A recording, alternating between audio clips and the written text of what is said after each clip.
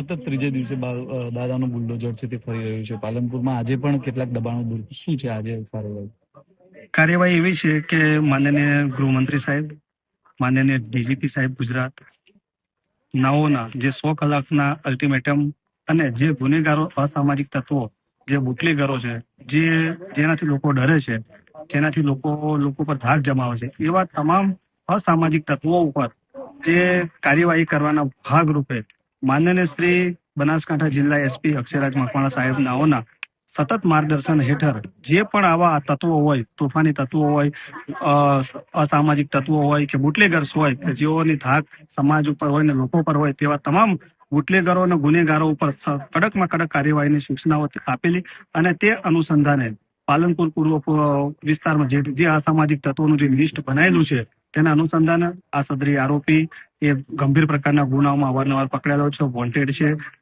વોરંટોમાં નાસ્તો કરતો છે અને લોકોમાં એક ભયની લાગણી છે અને લોકોમાં ધાક જમાવે છે. એવા એમની મિલકત જે ગેરકાયદેસર રીતે દબાણમાં છે એ દબાણ આજે દૂર કરવામાં આવેલું છે અને ગેરકાયદેસર પાણીના નળ કનેક્શન એ દૂર કરવામાં આવે છે અને આવી કાર્યવાહી બનાસકાંઠા જિલ્લામાં અને પૂર્વ પોલીસ સ્ટેશનમાં સતત ચાલુ રહેશે. કોઈ પણ ચમરબંધી હશે, કોઈ પણ અસામાજિક તત્વ હશે તેમને છોડવામાં નહીં આવે. અંદાજિત કેટલા લોકોનું લિસ્ટ બન્યું છે અને આજે કેટલા લોકો સામે કાર્યવાહી કરાઈ છે?